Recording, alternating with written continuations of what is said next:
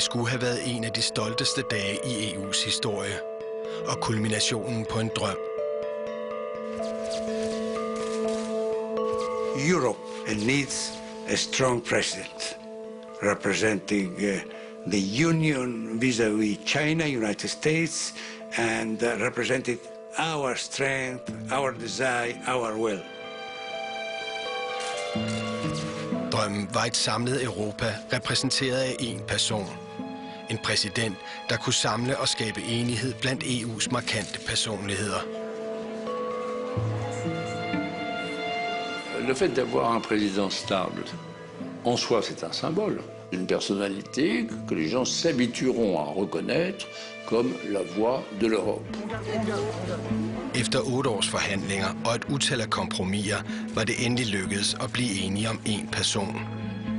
Pour moi, c'était quelque chose d'inouï, d'invraisemblable, de surréaliste. En ukendt belgier, der ikke ville have jobbet. Es ist ein Witz eigentlich. Det, der skulle have været et stort fremskridt, var endt i et ejendommeligt kompromis. Sagen wir so, wir wollten zu den Sternen und sind auf der Erde geblieben. Det her er den usædvanlige historie om, hvordan denne mand blev den første præsident for det europæiske råd.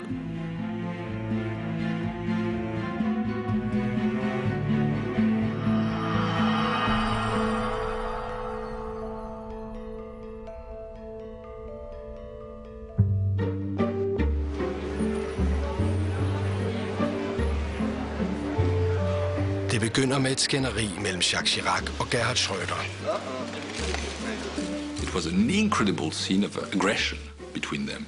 Chirac saying, we are fools, meaning you are a fool. 10 nye lande skal optages i EU. Efter mere end 50 års adskillelse skal Øst- og Vesteuropa genforenes. For at sikre, at EU kan klare udvidelsen, skal der vedtages en ny traktat.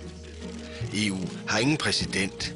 I stedet skiftes medlemmerne til at være formand.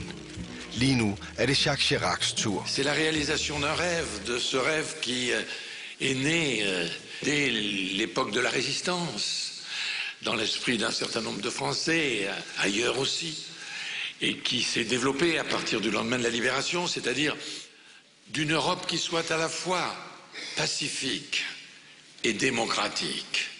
Et étant pacifique et démocratique, l'essentiel était fait pour qu'elle soit prospère et plus juste et plus humaine. Under overfladen truer nationale interesser med at spænde ben. Ingen har lyst til at afgive magt og indflydelse.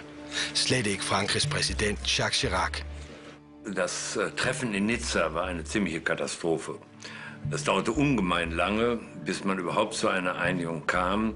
Und die zentralen Kontroversen waren die Fragen der Stimmengewichtung einzelner Länder. Die Franzosen hatten ein Problem mit Deutschland, das einfach 16 Millionen Menschen, 17 Millionen Menschen größer geworden war. Indtil nu har Tyskland og Frankrig haft lige mange stemmer i det europæiske råd.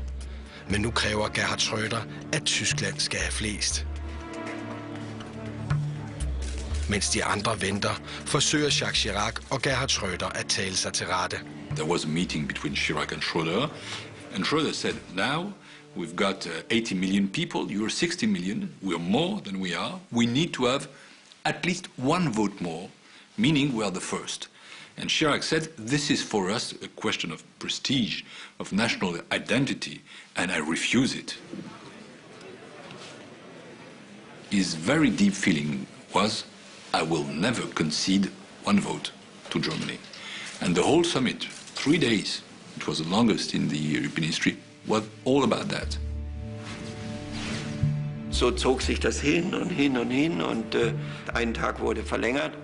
Am Ende kam ein Kompromiss heraus, mit dem niemand zufrieden war. Keiner war wirklich bereit, seine nationalen Interessen aufzugeben, zugunsten der Erweiterung. When we concluded the Nice summit, we also concluded at that moment to do the work again. I think that's the first time in the European history that we concluded on a treaty, and even before it was signed and ratified, we already decided to change.